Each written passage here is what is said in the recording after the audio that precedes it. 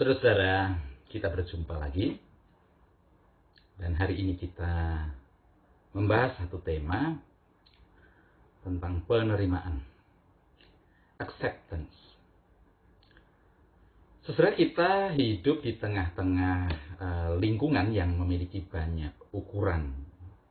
Ukuran yang dipakai untuk menentukan mana yang baik dan mana yang tidak baik. Mana yang pantas dan mana yang tidak semestinya. Mana yang ideal dan mana yang tidak ideal. Nah, ukuran-ukuran itu ada yang baik dan membangun tentunya.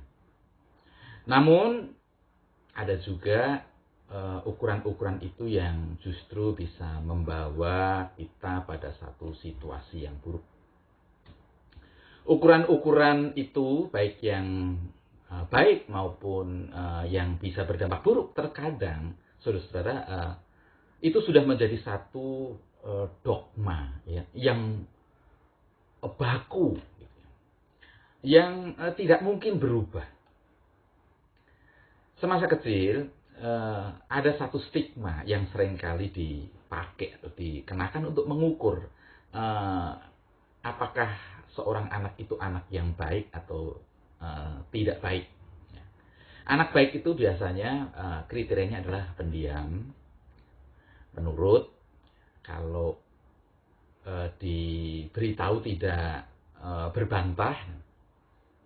Sementara anak yang tidak baik itu anak yang mungkin terlalu banyak gerak pecicilan dan ngeyelan ya, dan lain sebagainya. Nah, ukuran itu sudah menjadi sesuatu yang tadi saya katakan, sudah menjadi dogma. Sudah menjadi sesuatu yang baku dan tak mungkin berubah, sehingga saat orang dewasa ketemu dengan anak-anak yang pecicilan, anak-anak yang ngeyelan, itu segera dalam benak itu berkesimpulan bahwa anak kok nakal sekali gitu. Anak ini memang betul-betul ya nakal.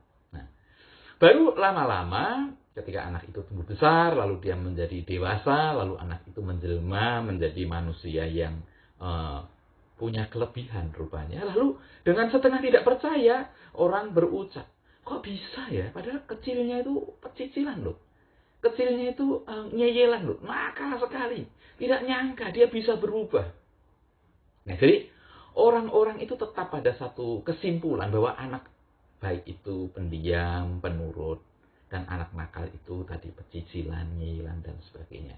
Hanya saja anak nakal itu akhirnya berhasil berubah dan akhirnya menjadi anak yang baik atau menjadi orang yang baik. Nah, saudara-saudara, zaman berubah, zaman berkembang, bukan bermaksud mengiyakan bahwa yang pecicilan dan nyilan itu pasti anak yang baik. Tidak juga seperti itu. Namun sebenarnya jangan-jangan sebetulnya yang terjadi itu tidak seperti atau tidak persis seperti yang kita bayangkan. Jangan-jangan kitalah yang salah menyimpulkan tentang pengkategorian itu.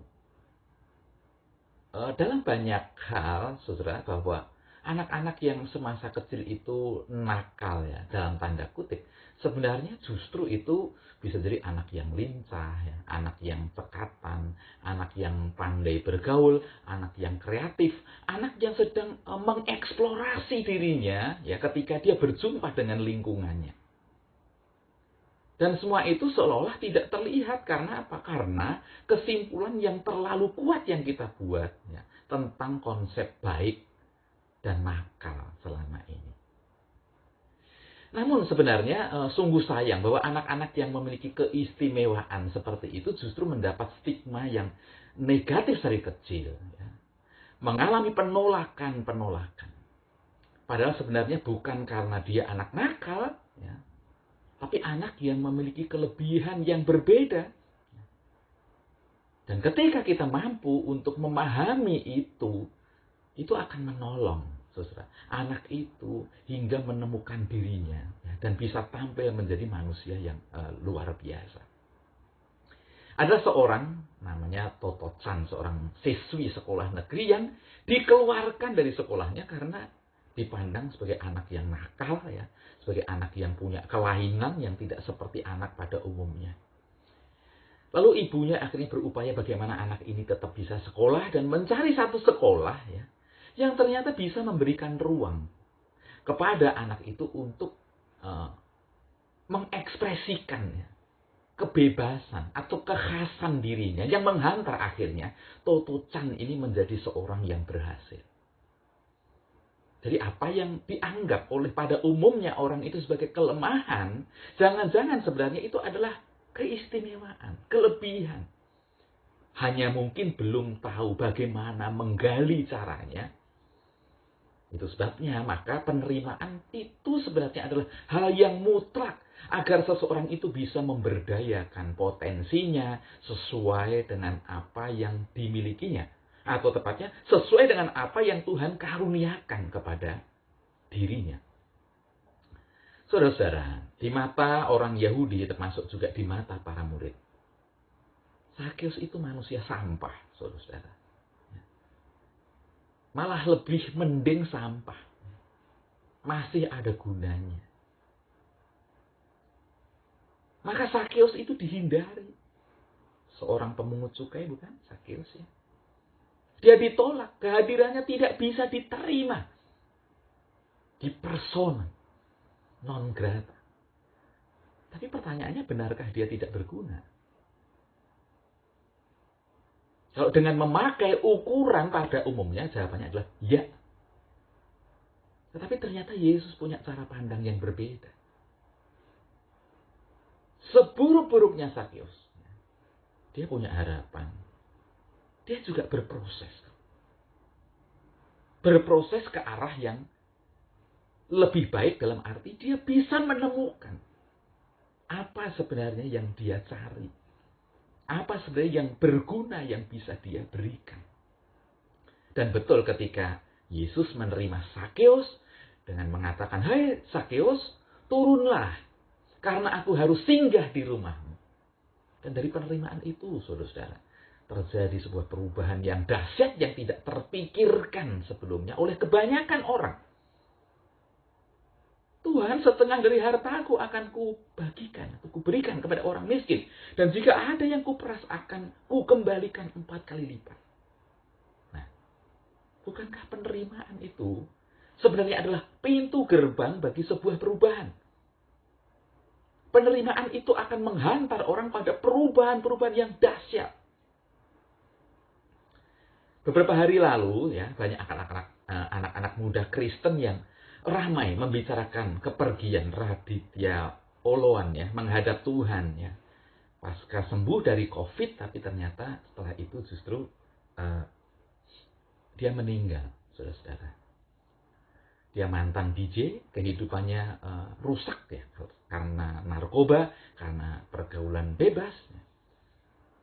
Saat kebanyakan orang itu mengukur dirinya dengan ukuran pada umumnya, semua mengatakan, "Hei Oloan, kamu sudah tidak lagi punya harapan. Kamu sudah titik, terimalah nasibmu." Gitu kira-kira.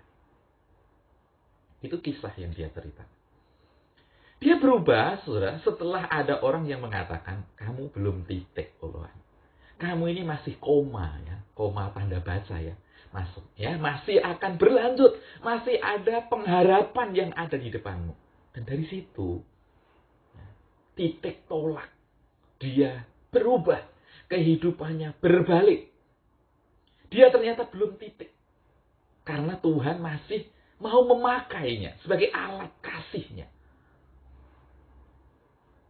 Bukan hanya pada saat hidupnya saja, bahkan saat matinya dia masih bisa memberikan inspirasi bagi kehidupan banyak orang ketika orang membicarakan tentang bagaimana perjalanan hidupnya hingga dia mendapatkan satu titik balik yang membawanya kepada sebuah perubahan yang besar. Dan semua itu sekali lagi berawal dari acceptance atau penerimaan. Pertama adalah pastinya penerimaan oleh Tuhan. Dan juga penerimaan oleh orang-orang yang ada di sekelilingnya. Maka, mari kita selalu menguji. Ukuran apa yang selama ini sering kita pakai untuk menilai orang lain? Bahkan juga saat kita menilai diri kita sendiri.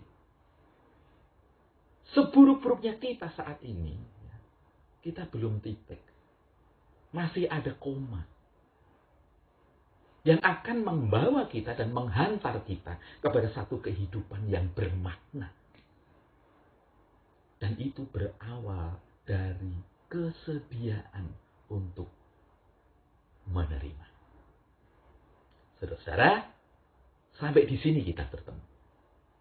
Dan kita akan berjumpa di lain waktu. Tuhan memberkati.